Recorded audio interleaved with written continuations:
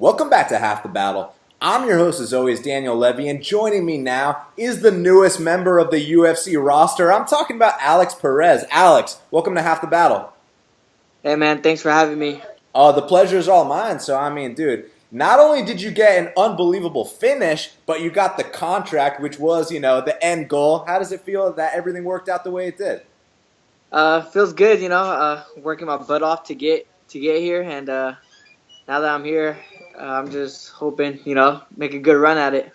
When you say you worked your butt off to get here, I feel like a lot of people don't really understand what you mean because, every fighter works hard, right? But you're a guy that had to go, I believe, 16-4 before you got your shot. So you had 20 pro fights, you had to get all that experience, and then you got your opportunity and you capitalized. So I assume you feel like all that experience helped in the biggest moment.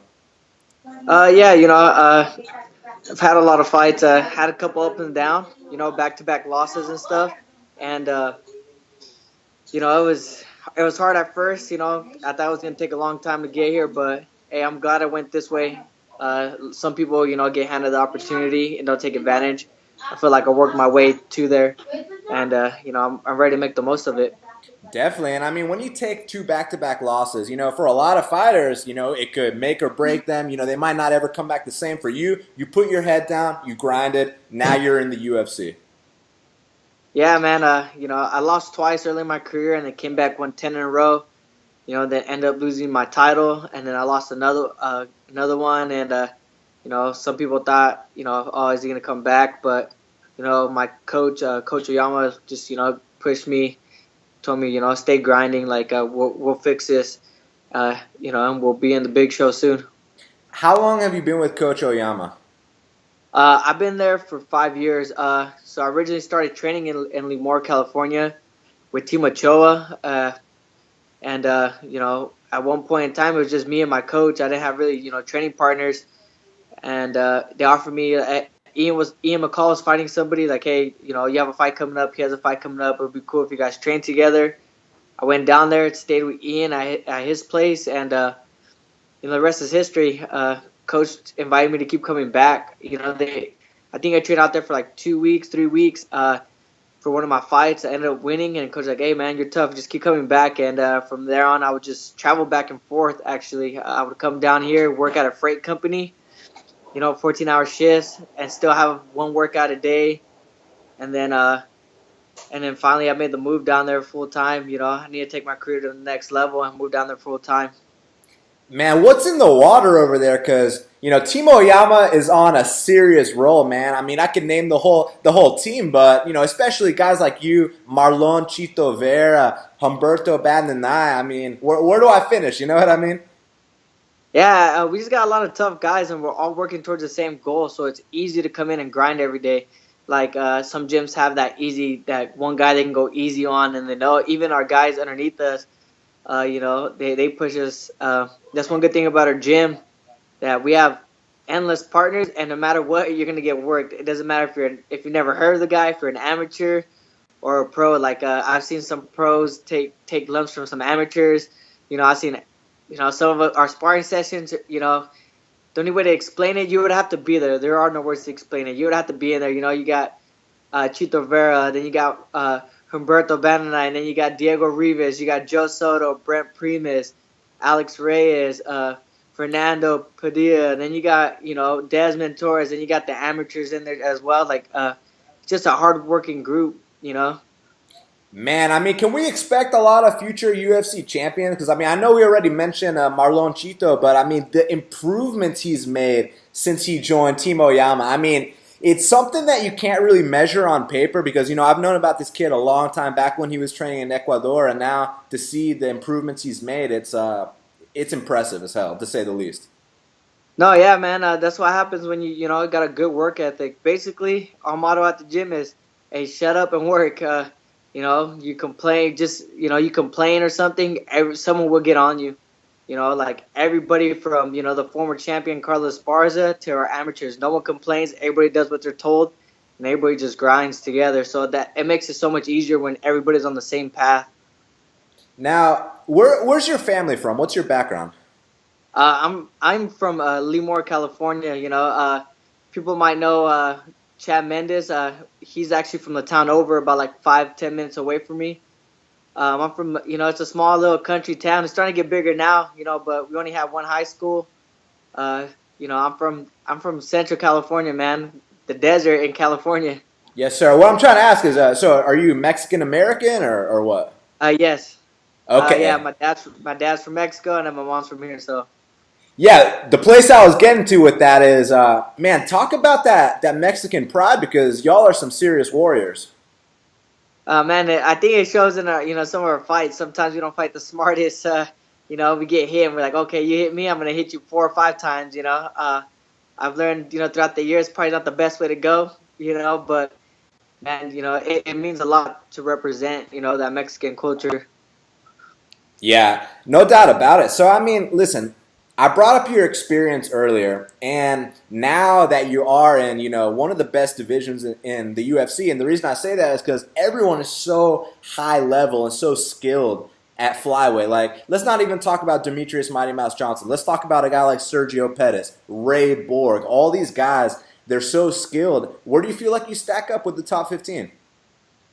I think I stack up pretty good, man. Like I said, I have a lot of experience under my belt. It might not be in the biggest shows, but fighting at Tachi Palace, holding their belt, it's a big experience. Fighting up for RFA, fighting for CFFC, shows like that. I've been through the grind. I think I match up decent, with anybody. I've been training for a long time. There's no in this sport you can't duck anybody. I'm eventually gonna have to fight all of them. To me, it doesn't matter where I start. I already set one of my big goals, was to make it to UFC. Now I got smaller goals to accomplish, and eventually I'm going to, end up with the title eventually. Now, is there a date or a possible opponent for your UFC debut? No, they haven't said anything, with the new USADA stuff, I have to go through all that stuff, I'm thinking it might be a quick turnaround. I didn't, get hurt in my fight, so I'm thinking after I get tested, it might be a quick turnaround. For me, it doesn't matter. I stay training constantly. This is like the first time I've actually taken a couple-day break. Took a week after my fight, took a week off, but tomorrow morning's back to work. Wait, so when you mentioned USADA, they didn't drug test the guys for the Contender series? No, they did. You were tested and stuff, but now I have to get into the USADA program, so I have to fill out all their paperwork, all their whereabouts. Yeah, okay. It takes some time. Oh, yeah, so it's a whole other process that you got to deal with. Yeah, it's a whole other. Yeah, you get drug tested right there, and then they call you into a room. Doctors, drop your pants, pee in this cup, and you're like, oh, man, all right. So, man, tell me about how, the final minutes were where you're in that back room with the 5 other winners, and you're about to find out your fate. Man, I think I was pretty nervous, but I was also confident. At the lightweights, it's hard to get a finish. 25, 35 is pretty hard to finish somebody. Everybody's tough, and I was just sitting there waiting. I thought I had got a contract until I seen that flying knee. And I was like, oh man, I might have got beat. I was just hoping that maybe they give more than one contract out, but. I was nervous when I got it. I just felt like a big weight was lifted off my shoulders. Now, when you got that anaconda choke, did you know right then and there that's game, set, and match? Yeah, I felt pretty confident once I think he was trying to clinch with me. And I threw that knee, and I knew it was pretty rocked. So then I was like, I'm just going to go for it. The worst case scenario, I don't get it. But I was confident being off my back, training under Ron Turner and Casey Hallstad from 10th Planet. I was confident off my back I can get up or sub him, so I wasn't too worried about the outcome. But once I got it in, I felt that he wasn't moving. I kind of knew he was going out, but I didn't want to let go and have the guy wake back up right away. So I was like, I'm just gonna wait for the ref to pull me off. Oh yeah, I mean that you're following the rules. You didn't do anything wrong in my eyes, man. You know what I'm saying? Like even with Hendo and Bisping, a lot of people didn't like that he threw that extra punch. But if the ref hasn't touched you yet, the fight's still on. Exactly. So, obviously I mentioned the champion in your weight class is Demetrius Mighty Mouse Johnson. Now, tell me about what you think about his upcoming opponent, Ray Borg. Do you think Ray Borg could be the guy to defeat him? Do you think maybe it's going to be someone like Sergio Pettis, or do those guys not have a chance? It's hard, man. The guy's phenomenal everywhere. I mean, he's the pound for pound. You know, I think under John Jones, he's number 2, but man, the guy's technique is flawless. You know, he always comes ready to fight. The guy's just a monster. I think if Ray Borg's gonna do anything, it's gonna have to be in the first maybe 2 rounds. Maybe if he clips him there, I don't know how too many people that can keep up with Demetrius' pace. No, that's the truth, man. So, Alex, if you had to decide, man, I mean, who do you want for that UFC debut? You know, I would want like a John Moraga, something to test my feet. You know, get in there. I would want John Moraga. And that's the only name I really that pops out to me. You know, one because he fought my buddy Ulysses Gomez when he first started, so I would want to get that one back for him. But you know, I think he's a good fight. He's a vet. He's been around. He's fought for the title, and I think we'll match up well. Oh man, y'all haven't forgotten. That was a long ass time ago. I don't forget, man. Well, man, we'll campaign for it. You and John Moraga. It sounds like a hell of a fight. Alex, thank you so much for taking the time to speak with me right here, right now on Half the Battle. It's been a pleasure, man. Let the audience know where they can follow you on social media, and any message for the fans. Go ahead. Hey, thank you for having me, man. You can follow me on Instagram and Twitter at ASP__125. Follow my journey, man. It's only beginning. You know, it's been a long road, but it's only beginning. Yes, sir. You guys will see big things coming from me. Well, thanks again for the time, Alex, and best of luck in the next step, man.